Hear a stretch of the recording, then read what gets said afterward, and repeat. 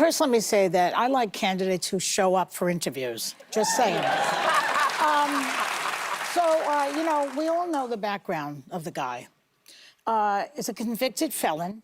I believe there is transparency in this case because if the same circumstances regarding classified documents had involved Donald Trump instead of Joe Biden, the Department of Justice, DOJ, might have handled it differently due to the political context. When the documents were discovered in Biden's garage, the DOJ immediately launched an investigation, appointed a special counsel, and there has been visibility around the situation. However, the level of scrutiny and the actions taken may have been different if the documents had been found in Trump's garage instead. In Trump's case, the DOJ took a more aggressive approach, including the FBI raid at Mar-a-Lago, and Trump was indicted on charges of obstruction and mishandling classified documents. What I mean by transparency here is that, regardless of who the individual is, the government's approach should be consistent. The handling of classified documents should be treated the same for any individual, regardless of political affiliation. However, I believe that if the same exact scenario had played out with Trump, there would have been a much harsher response from the DOJ, which has led me to believe that Biden's political affiliation may have influenced the level of investigation or severity of charges in his case. Essentially, I think the situation would have been different if the documents had been found in Trump's garage. There would have been a different legal approach, with the potential for more aggressive action. That's why I see transparency in how the DOJ is handling Biden's case, but it also raises concerns about how political factors could influence the legal response.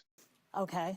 A big-time loser has been pretty open about his plans, if elected, to stack D.C. with loyalists. Yes, it's true that Donald Trump did stack D.C. with loyalists, but it's important to recognize that every president appoints individuals they trust to key positions. What distinguishes Trump's approach, however, is the extent to which loyalty was prioritized over experience or broad qualifications in some appointments. For example, Trump appointed his son-in-law Jared Kushner to oversee important areas like Middle East peace negotiations and criminal justice reform, despite Kushner's lack of formal experience in these fields. Critics saw this as an example of appointing someone based on personal loyalty rather than expertise. Trump was also known for frequently firing or replacing individuals who didn't align with his views or challenge his authority, such as FBI Director James Comey and Defense Secretary Mark Esper. This was seen as an effort to ensure that his administration would be loyal to him personally, even if it meant losing experienced professionals.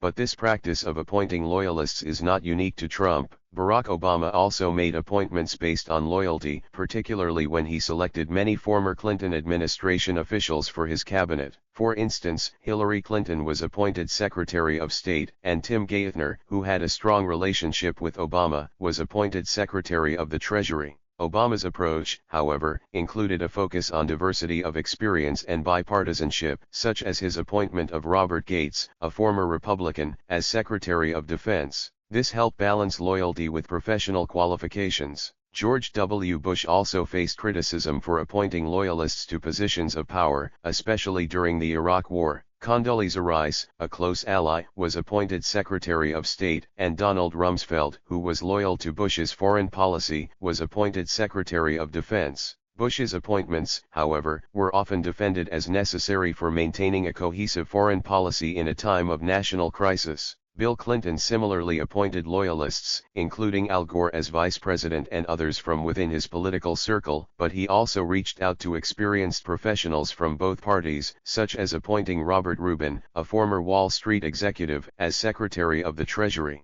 Clinton's balance was seen as more of a mix between loyalty and competence. Going after the media. Yeah. The perception that Donald Trump received more media scrutiny than Democratic presidents, particularly when compared to figures like Barack Obama or Joe Biden, is tied to several factors. One of the primary reasons is the media's polarization, which has been amplified in recent years, with many mainstream media outlets often seen as having a liberal bias. This bias may be due to the political leanings of media executives, editorial choices, and the broader ideological stances of many journalists in the industry. Trump's combative rhetoric, frequent attacks on the media, calling them fake news, and his unconventional approach to politics created a dynamic where he was in constant conflict with news outlets, which, in turn, led to more intense media coverage.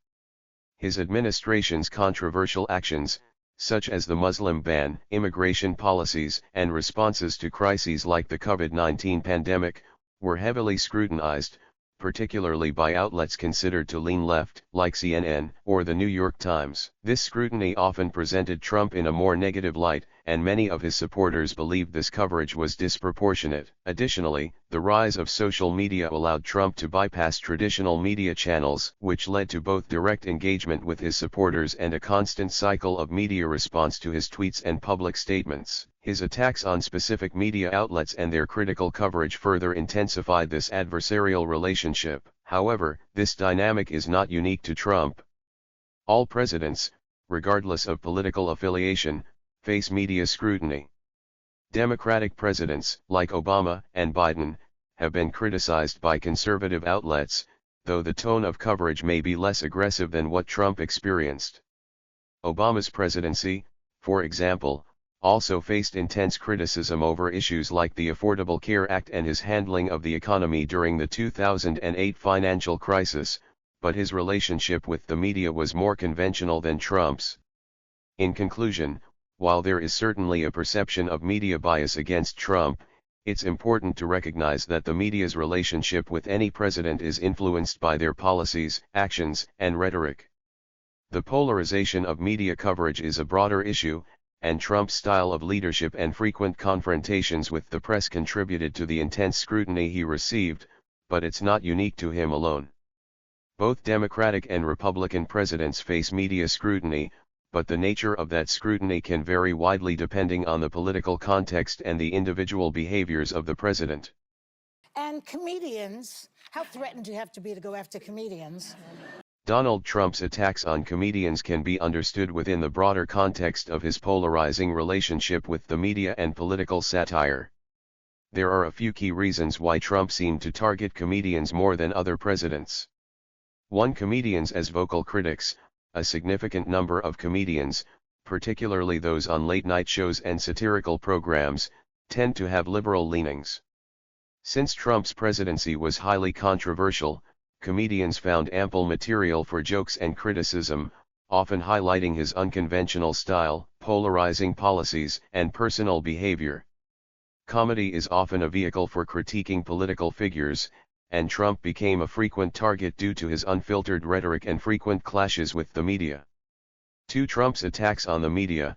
Trump often referred to the media as fake news and claimed that many news outlets were biased against him. This combative stance extended to comedians, many of whom align with more liberal viewpoints. Given their role in commenting on current events, comedians became a natural extension of his criticism of the press. His attacks on the media likely fueled more frequent comedic portrayals, with Trump seeing comedians as an extension of the media's negative portrayal of him. 3. Trump's style of leadership.